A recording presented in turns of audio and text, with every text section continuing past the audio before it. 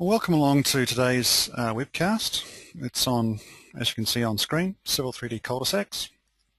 And these are some useful tools for intermediate users. In that, this is the way we had to do our intersection building previously, before we had the automatic tools in Civil3D. And for those of you who would have seen the vehicle tracking webcast that was done on, Tuesday this week, you will have seen in there that we've now got a roundabout builder in there as well to automate that, which is great. Oops, just change that there.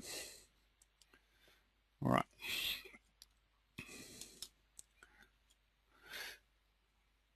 All right, that's the first time that's come up, but I'll give that a bash.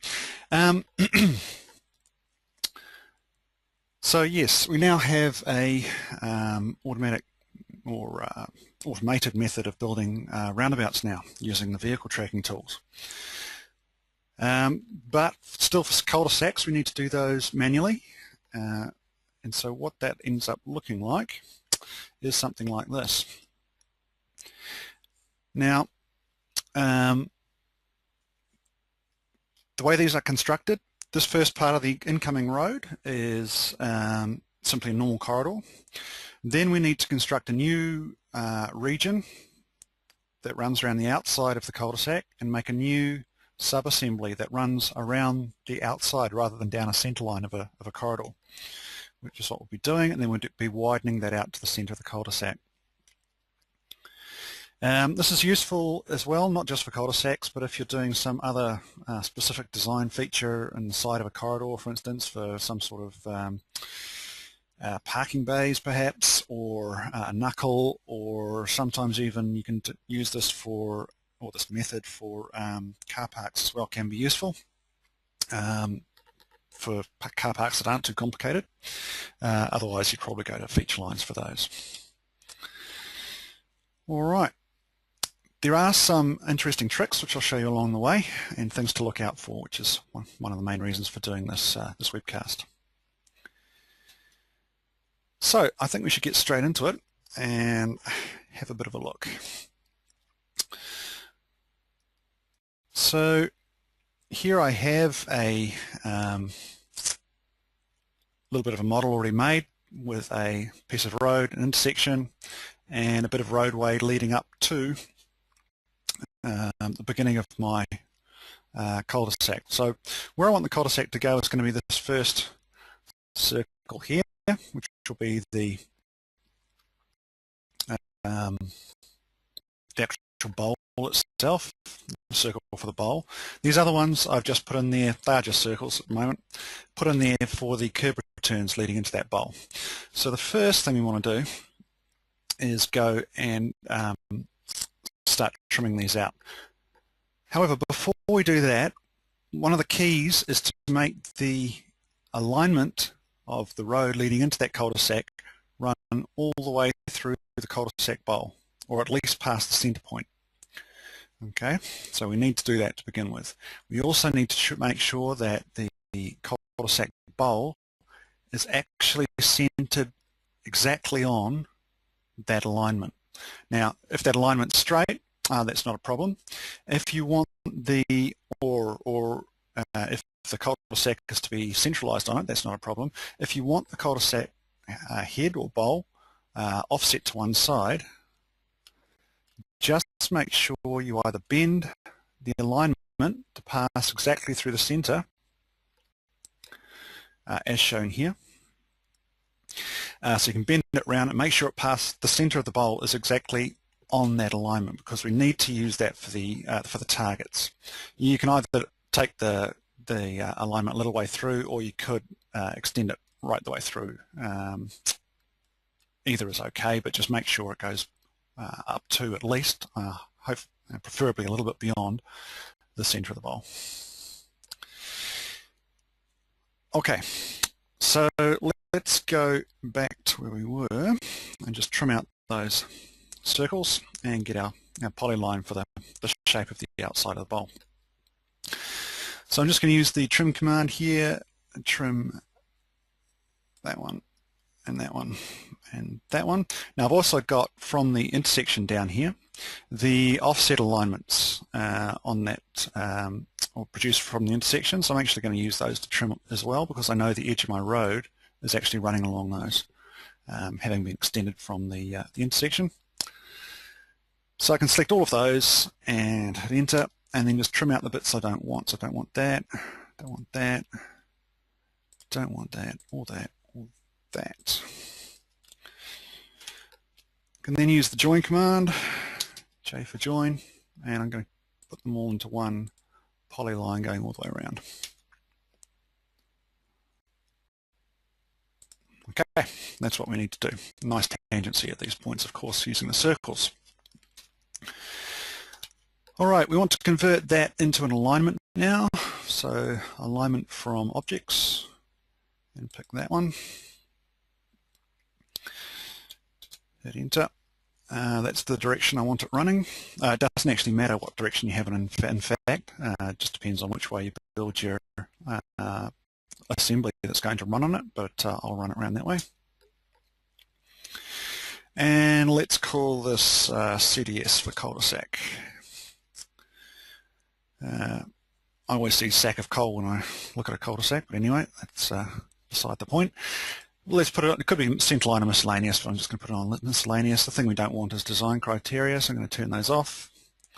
And we might as well leave our alignments, our label set, I should say. Don't want curves between tangents, and I want to erase that. So we go OK, and that's all sorted. So that's now our alignment, as you can see. So what we're going to want to do is, well, in fact, let me just remind you guys, if some people haven't picked up on this yet, I'm just going to remove that region. What I've done here is make my intersection, but then if I want to extend that intersection down the road, I have my offset alignments extended. The way to do that is to pick your corridor, go copy region, pick that stub region on the end, and we can go with the O-snaps from there down to here somewhere. Escape, and it's made a copy of that and extended it down the road. The reason for doing it that way is when you rebuild the intersection, that doesn't jump back. That region you've created is permanent, so it doesn't reset itself. That's what you want to do, and that's what I've done here. So what we're going to want to do is make a little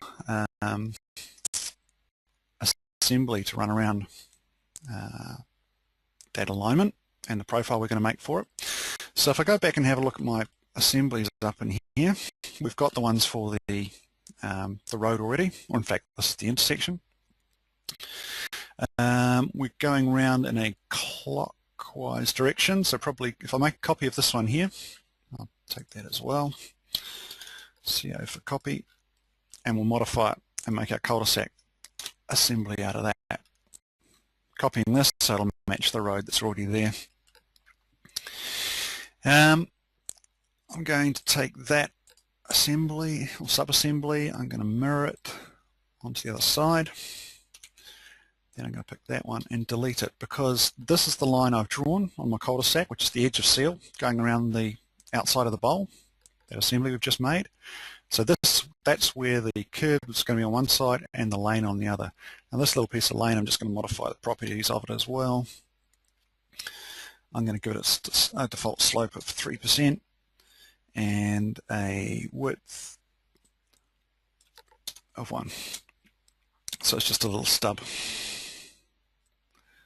like that. I'm then also going to rename my assembly to be CDS for cul-de-sac, and I'm just going to change this text here.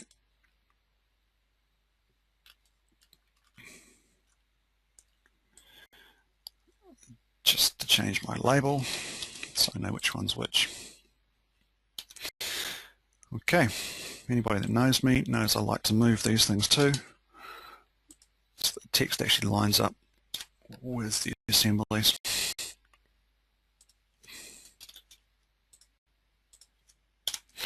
Cool. All right, so that's our little assembly we want to run around our cul-de-sac head. And then we're going to widen this little stub out. What we're also going to want is some profiles, or a design profile, in fact, for that cul-de-sac head, and that's probably one of the trickier things to do. So let's go and put that in there. Well, it's not so much a tricky thing to do, but it's one of the things that takes a little bit of effort when making one of these cul-de-sacs. We used to have to do the same thing for the intersections, and they're actually much harder. You've got about 5 regions to deal with.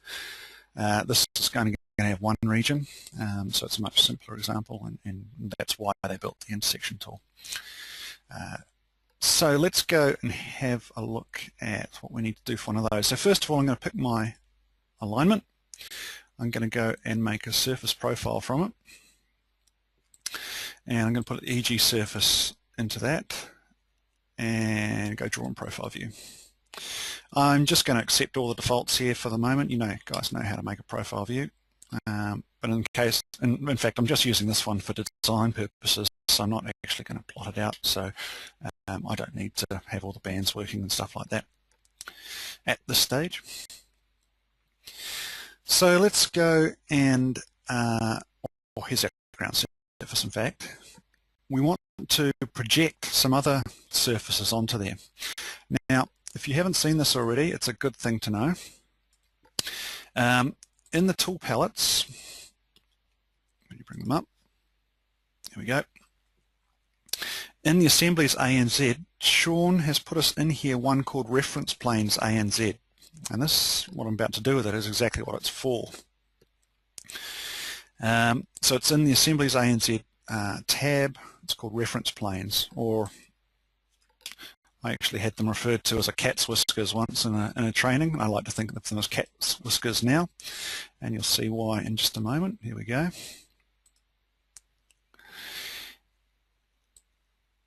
Reason being that they look like a set of cat's whiskers. They also, or in fact what it's made up of is just a series of links with a different slope on each link, -1%, -2%, -3, up to -4, and +1, +2, +3, and +4% slopes on them.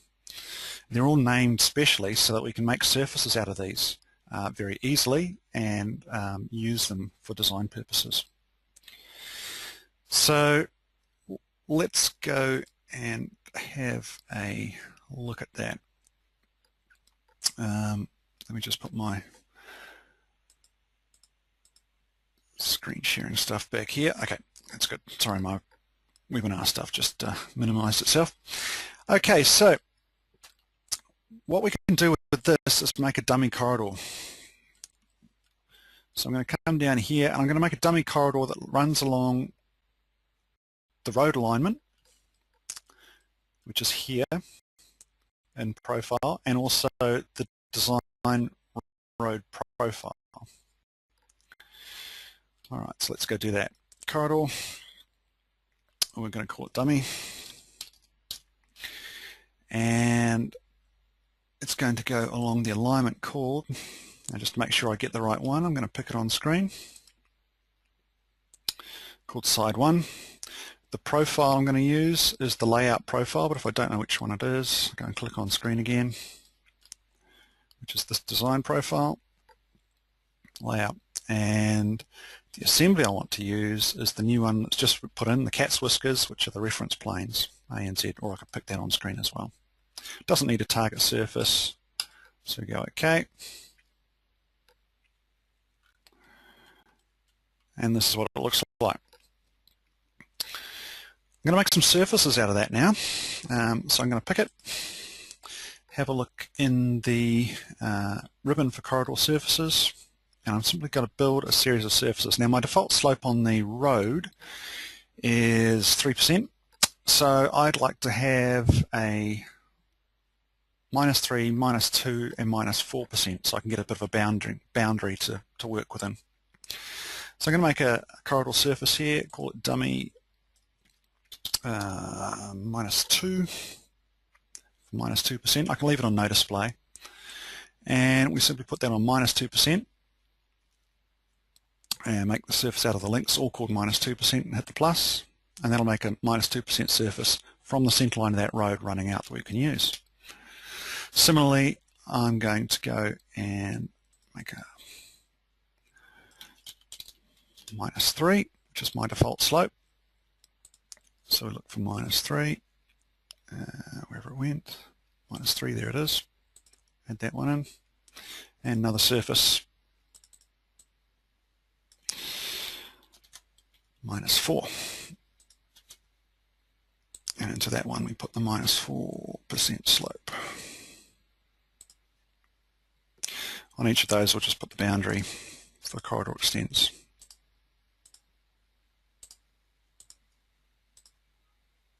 And rebuild the corridor. Okay, I've got them all on no display, so you won't actually show up there.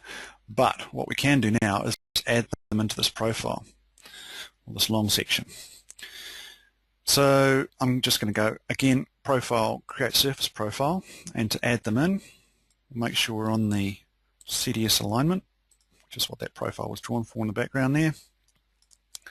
And I'm going to add in all those dummy ones. Go add, and I'm also going to give them a style that looks different from the existing surface. So that's what these reference planes ones are here are for. If you haven't seen those before, reference planes 1, reference planes 2, and reference planes 3.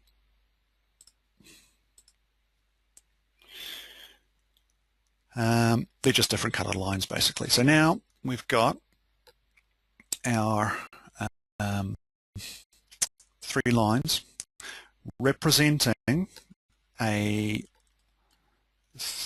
2, a 3, and a 4% slope from the centre line of that incoming road, projected out to where it hits the alignment going around the cul-de-sac bowl. Okay, so we can use that for lining up our design. Further to that, we want to go and put in a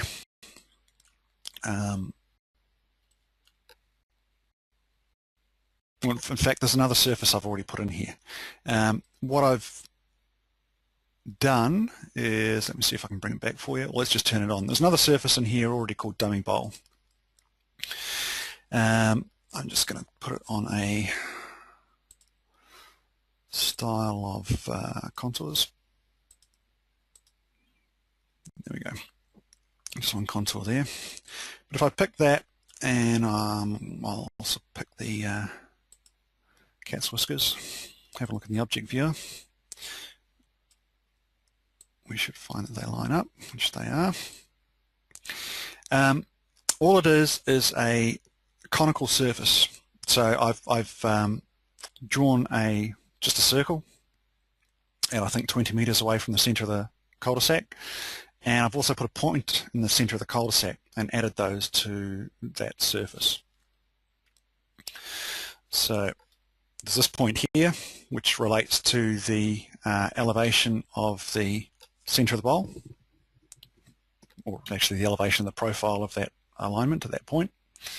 And let me just check that is correct. Yep, it's all looking good. Just checking the elevations of the dummy surfaces there relate to that point, and so that's that point plus the circle around the outside as a break line to define that surface. So it's given me a conical surface which has in fact a 3% slope, sloping away all the way from the centre of the bowl. Now I'd like to see that as well on my long section. So let's go and do that. Let's go and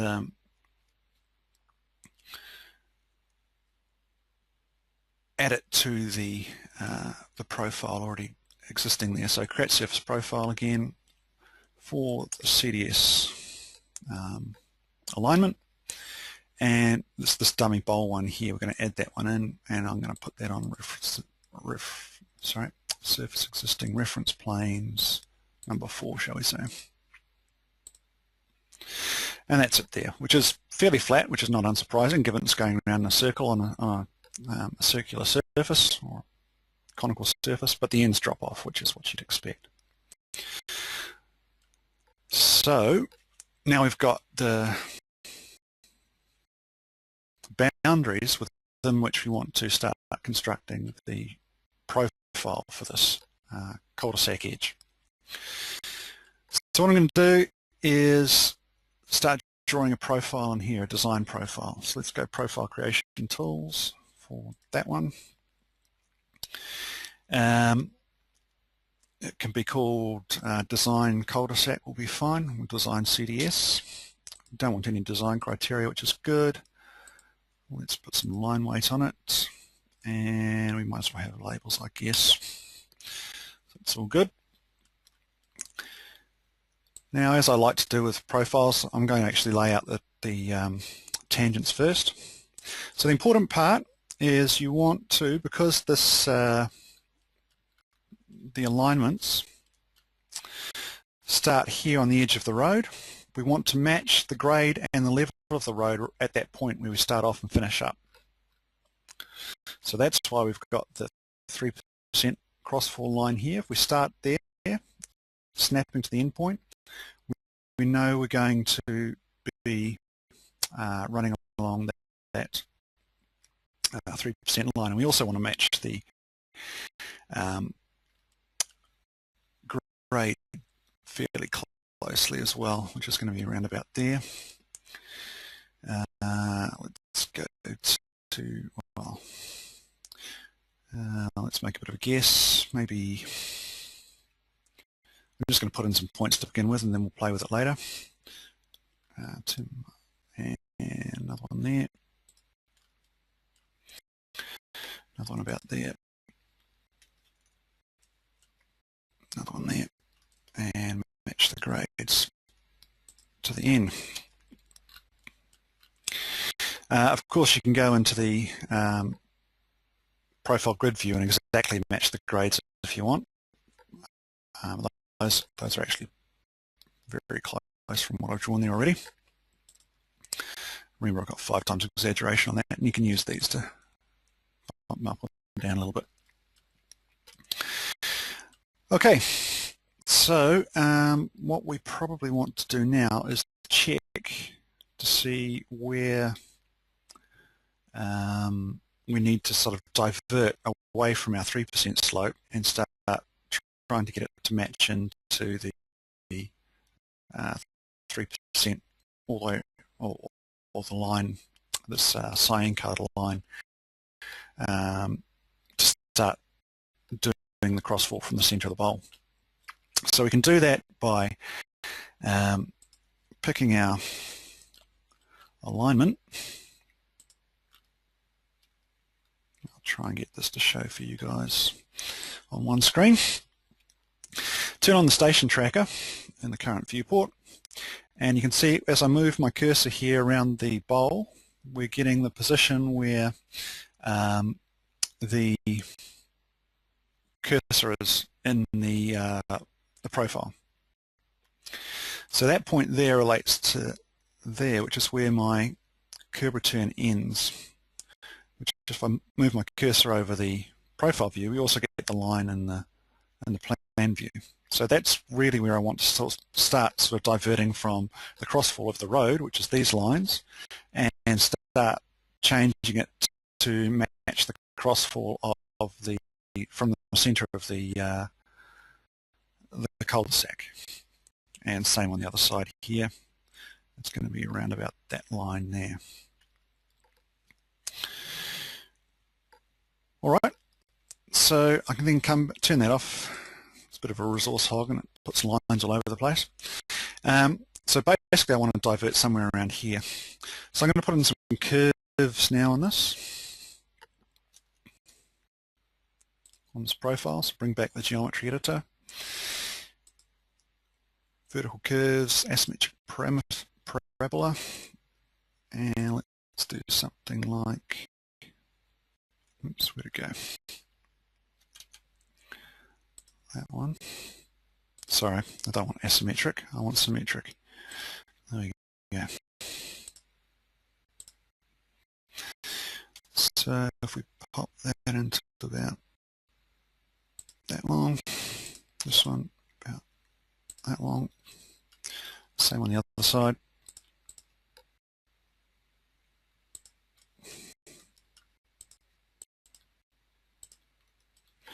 Another one in the center, and we'll change the lengths of them later on.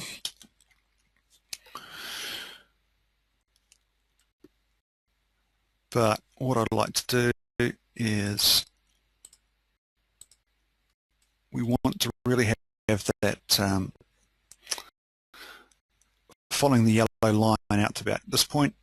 So let me just, the grade's okay on that side. Probably come up a little bit. Turn my O snaps off.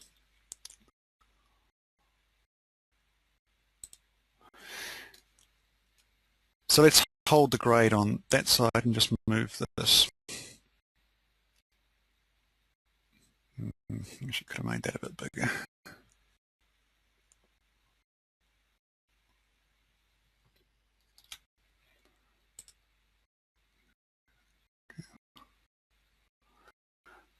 Give it a nudge. Let's make that bigger.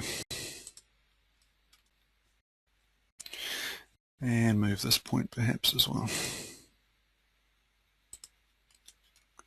There we go.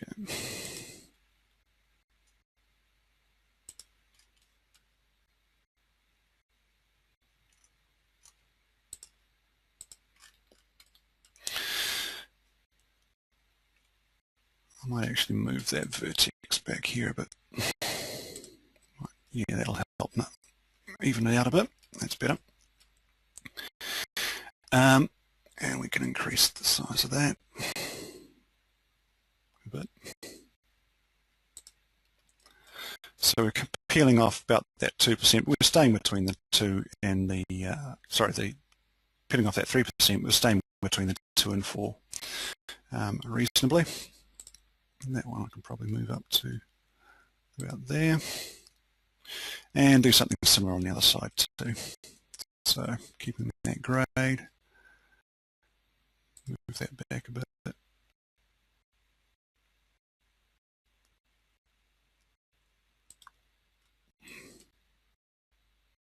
That's not too bad.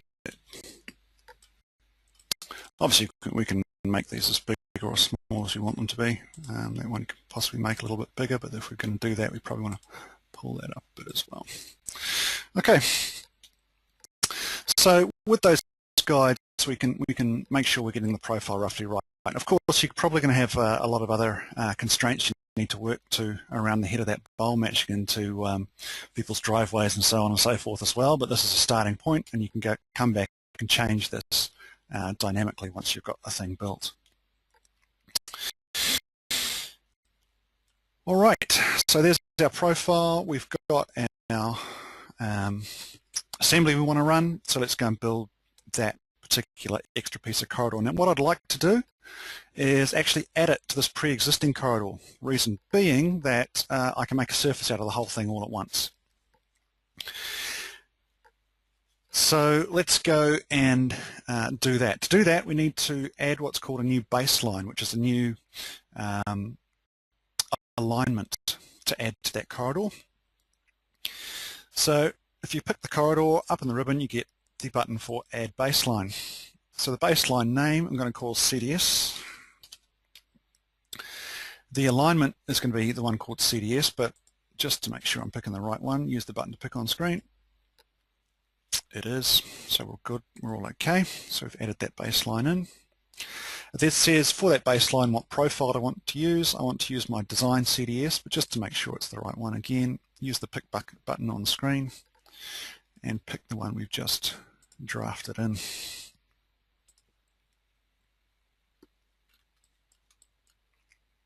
Okay, so that's that done. But what we now need to do is actually pick that corridor again, and we want to add a region on that baseline. So click on Add Regions, and you can hover over various alignments, and it says, okay, that relate to that corridor. It says where do you want to put the region on. It's going to be the new baseline that we've just created, which as you can see highlights in red when you move over it. So let's click on that one. It wants to have a start station, so I'm going to snap to the end of it, or snap to the beginning, and run it all the way around to the end.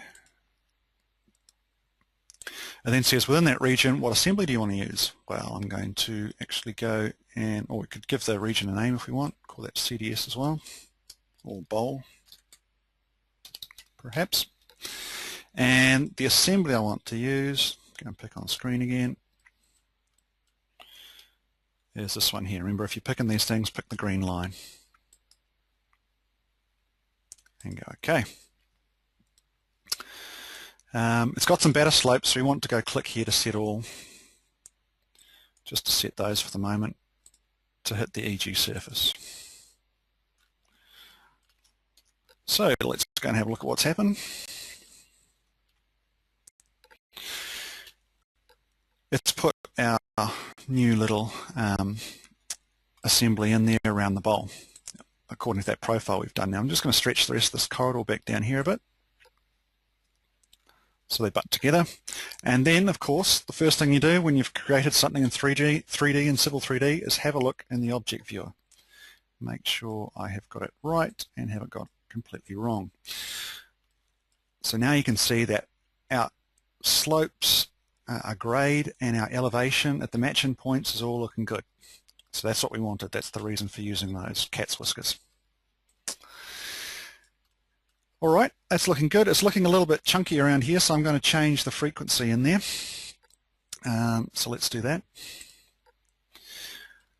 I'm going to pick my corridor again, go edit frequency from the ribbon in that region, and let's make along tangents 2, along curves every 2 meters. I think that's about all we'll have to do. Go OK. There we go. So we get a much finer sampling around there now, much smoother looking curve. All right. The next step is to take that little stub of lane that we've got in there and widen it out until it hits the alignment. This is why the alignment needs to run exactly through the center of the bowl, whatever it happens to be. So that's why I was saying before, if you've got an offset bowl, you need to just, once the alignment gets into that bowl, curve it around so it does actually run right through the center. Otherwise these widenings will be all offset and in the wrong place. So what we're going to do is pick on the corridor again, go up to edit targets and edit targets for that region. We're going to first of all widen it. So we've got a width alignment here for the lane outside super, which is the one we wanted, the lane subassembly. Click where it says none. We're going to widen to an alignment, and the alignment I want to widen to, pick on screen so I don't get confused, which is very easy to do, is the center line of the road. Okay. This being the center line of the road, it will have found it here. Yep. So you have to hit the add button to add it into the table down the bottom and go OK. So that's done our widening. Let's have a look at what it's done. We go OK. Now in plan view, this might look all right. However, always, always, always check in the object viewer. Plan view looks great, but, well, there's a couple of things. One is this. This was the main reason why I've made my cul-de-sac with the bowl right in the, on a straight segment of alignment. I'll show you how to get rid of that in a moment and why it happens.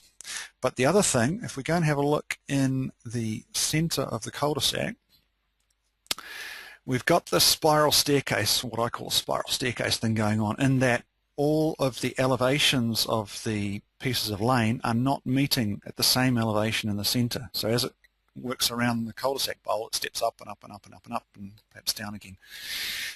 So I call that a spiral staircase. That's not what's supposed to be happening.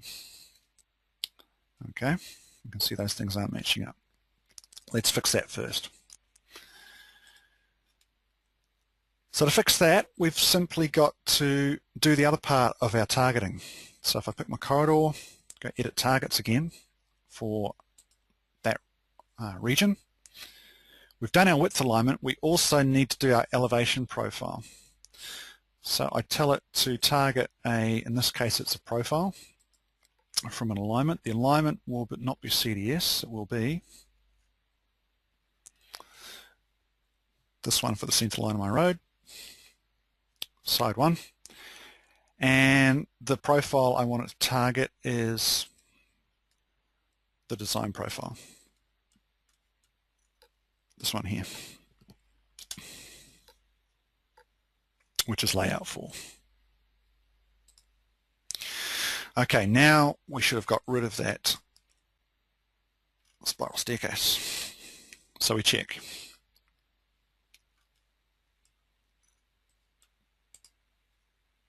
In the object viewer, of course.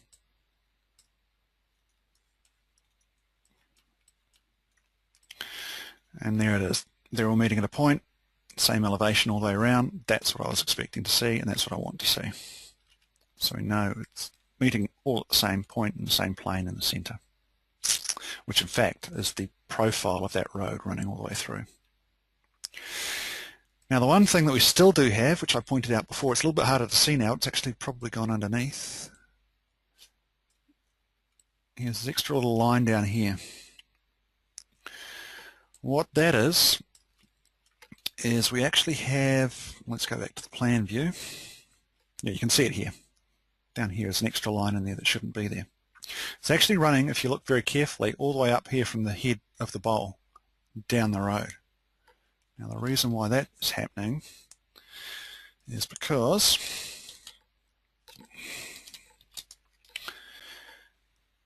we have a frequency line right here in the head of the bowl. If I select the alignment, you can see it's this frequency line right here is right at the head of the bowl, and it's been told to widen out that piece of corridor until it hits that alignment. However, it's in the same line, being a linear alignment all the way down that road, as the rest of the road. So it's finding it all the way down there as a target, all the way down. It runs all the way to the end before it stops.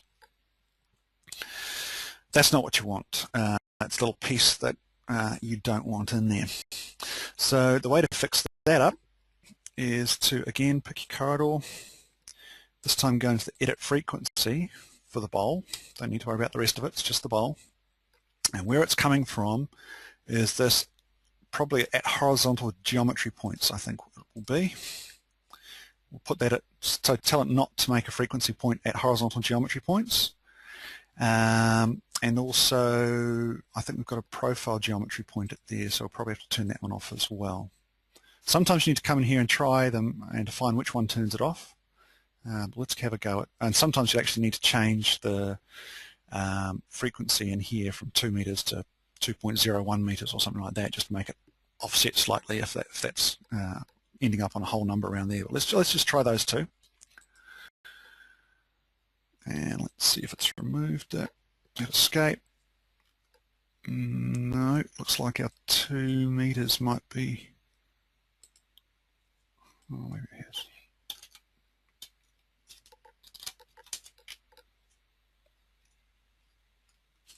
So that's that one, that's that one. No, I think there's one more in there still. Oops, not edit targets, we want to edit frequency. Let's turn super elevation critical points, it shouldn't be. Profile high low points, that one I think it will be.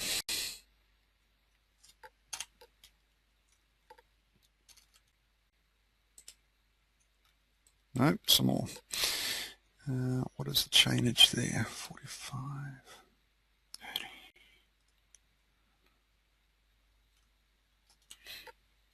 30. Okay, let's try some more. unit frequency for that one. I'll find exactly which one it is. Along curves here, I'm going to make between 2.02 or 0.5, shall we say.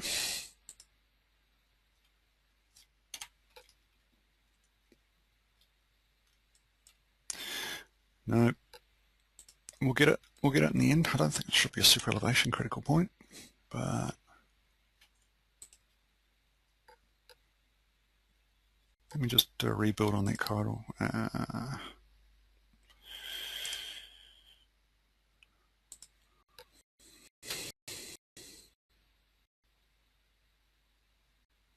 Right, that's okay. All right, and edit frequency in there. On curves, geometry points. Okay, well, let's just try these other ones. Target geometry point could be my process of elimination. That was it. Target geometry point. Now we'll find it's gone. So if we have a look in there in the object viewer, we haven't got that line underneath running all the way down the road. So sometimes, as I did say, it does take a bit of playing around to find out which one's actually doing it. But by process of elimination, you can normally work it out. So I think we're looking pretty good. Just to prove that it's been set up dynamically here, you may want to go around. Of course, this one's up the top of a hill, so we don't need to force low points or anything for sumps, but if we needed to, we can go and change this dramatically if we really wanted to. We've got that corridor on rebuild automatic, and so having a look in the object viewer again,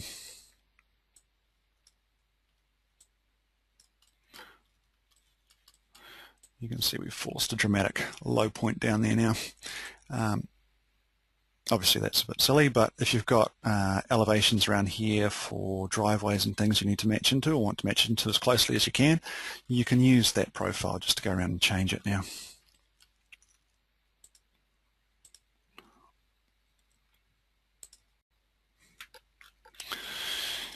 Okay. Next thing we might want to do, this dummy corridor that's in there, you may want to keep that in your drawing, but you may not want to see it. For any corridors you don't want to see, you can actually just select them, go into the layers drop down here, and you should find that there is a corridor or a layer called Corridors Frozen, which has been put in there specifically for this purpose. So you pick your corridor, you select you want it on Corridors Frozen, and it disappears. But you know it's on that layer, so you can just unfreeze that layer when you want to get them back and play with them and put them back onto the corridors layer. So it's still there. We've still got all the surfaces running off it, but it's hidden from general view.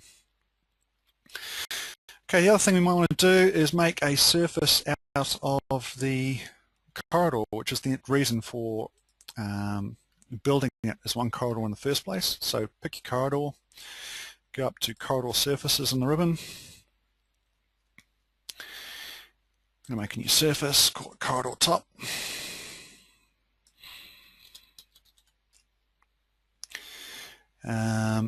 Don't want it on, yeah, might as well. Give it a style of Triangulation Cyan and add in all the top links. Of course, go to Boundaries, Corridor Extensors out of Boundary, and we're looking at our surface there. So here's our surface made. Have a look in the object viewer. Beautiful. So what we might want to do is, you could, if you wanted to. Well, you can see the crown of the road is actually running along that alignment all the way through. So if you wanted to bend that over a little bit, you could by adjusting the profile of that road, bend it down towards more of a neutral slope before the cul-de-sac gets added onto it. This looks like it's worked okay around the curb returns, which is good. But some of you may have noted, how's this one looking? Oh, this one's okay. Sometimes around the intersections you get the curves not quite behaving how they should, in that there's a little triangle of curb that gets formed in here in the surface, not the corridor, but the surface. Oh, yeah, this one won't have happened because I've actually made this with the crowns of the two roads meeting at a point, because it's actually quite a steep bit of ground in here.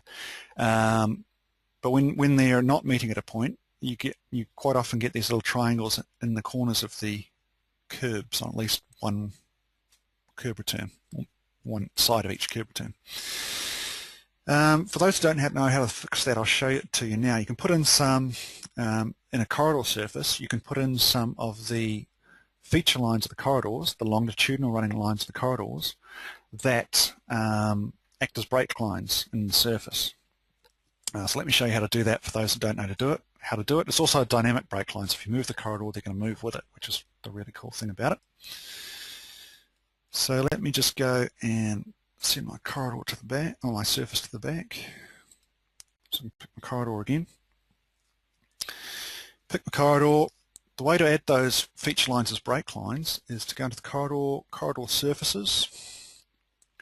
Now we've got our top surface of the corridor, which is the one I want to add the brake lines to, and that's formed out of links, and all the links called top. All the top links are in there already. What we can do is change the data type to feature lines now and add in some of the feature lines of the corridor that I want to use as brake lines. In this case, for a curb, the ones that tend to be the ones that will fix the problem are flange, which is the edge of the curb where it meets the road, the flow line gutter, which is the gutter of the curb, and the top curb, which is the top of the curb, top curb point. So adding those in there actually adds those in as brake lines to the top links that were already previously in there. Discovered this a little bit by accident, so I've told a number of people about it already, but for those who have either forgotten or haven't seen it before, that's what you need to do if you want to get those curves to form up exactly as they go around the intersections. So if we go OK, we won't actually see it in this particular instance, but that will have fixed up the triangulation as these corners. It's really happening because the triangulation in these areas is getting very tight and very small triangles, and doesn't quite know how to, with this last triangle I think it usually relates to, the correct direction in which to triangulate that. And what you end up with is, let me see if I can do it here, just to show you what it does look like when you do get it. Edit surface, swap edge, it would be that one. No.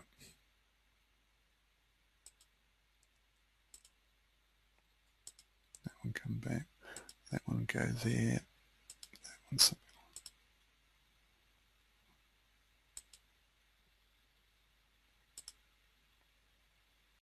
No, it's not going to do it for me.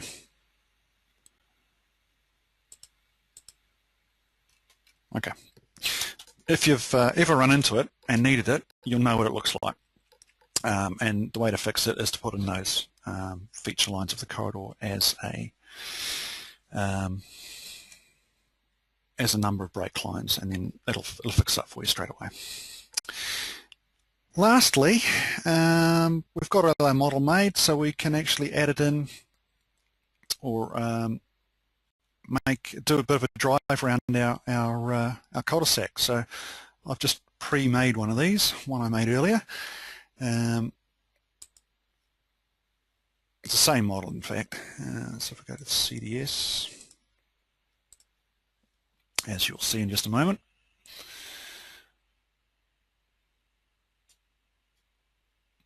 all I've done here is made a combined final surface, which has the cul-de-sac added into the existing ground surface, and made an alignment down in here. So we can actually pick that alignment, which is the alignment I'm going to drive around, which goes up around the bowl and back down again. Pick that alignment, we can hit the button that's here that says drive.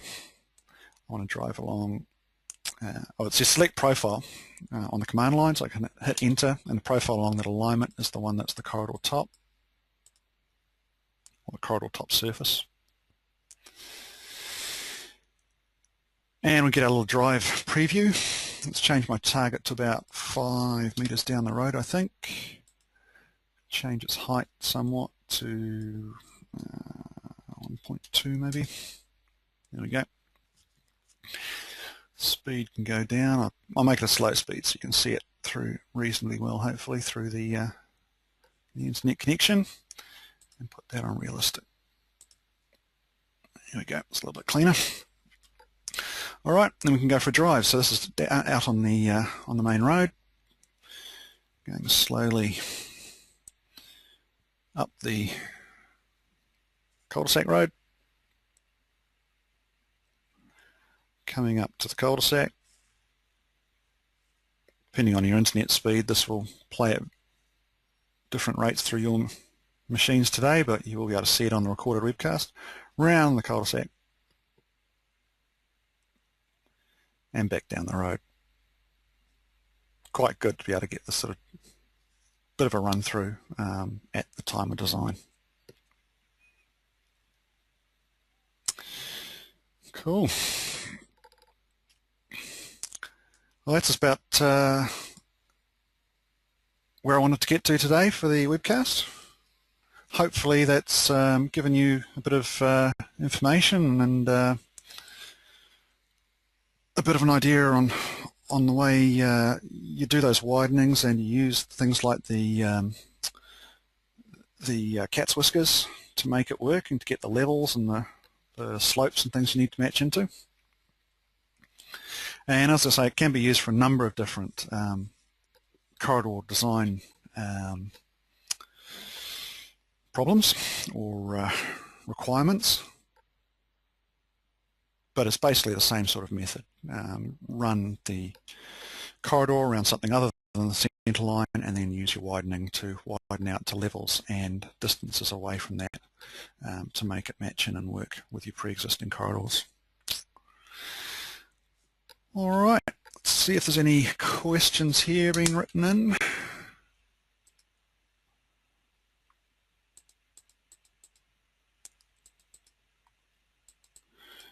I think most of them been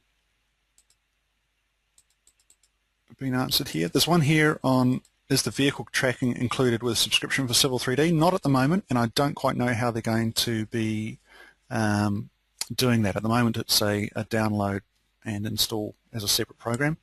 We'll see if that is included in the infrastructure design suite next year. I'm not sure, but certainly not for Civil3D by itself, I don't think.